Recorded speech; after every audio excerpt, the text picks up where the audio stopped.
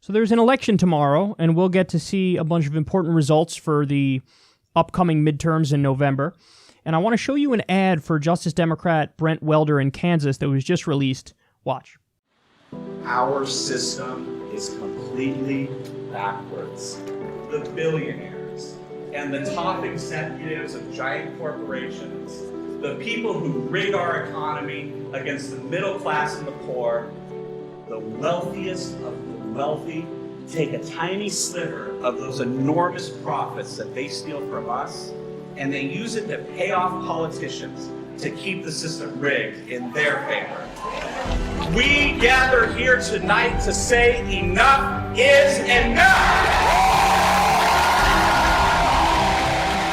We are all united in that we want the healthcare system fixed, we don't want poverty, and we don't like corruption.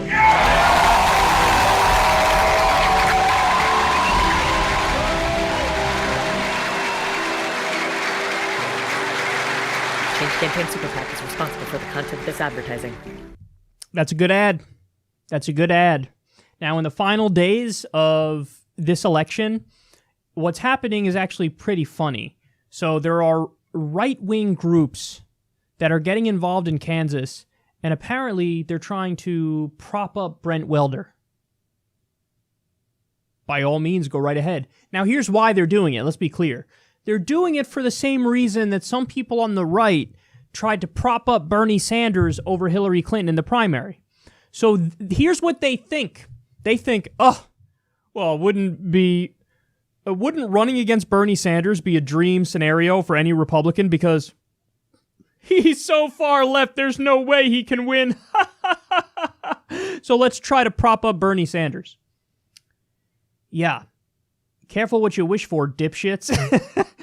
Because this is the way for the left to win, is to have populist left Democrats.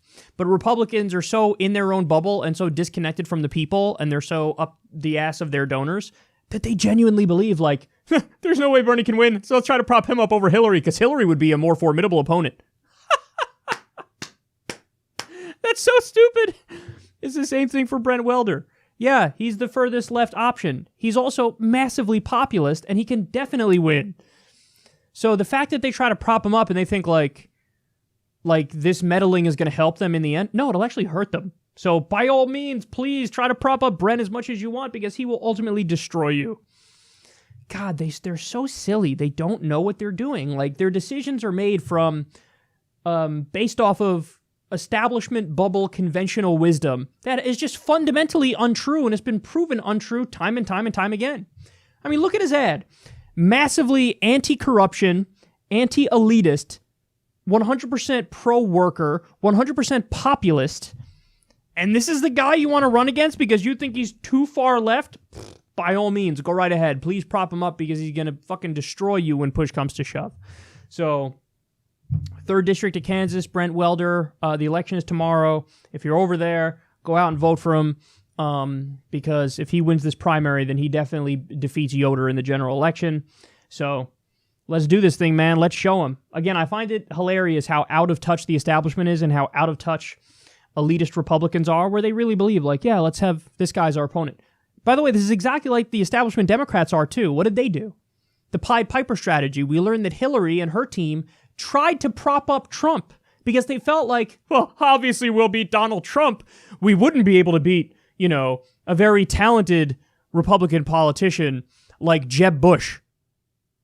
They really thought defeating Trump would be easier than defeating Jeb Bush, because they know nothing about anything. So they tried the same thing. Oh, we'll prop up Trump, and there's no way that he can win. Oops. So this is what the right's now do, and the establishment Republicans are like, oh, we'll prop up Welder. There's no way that he can win. Oops.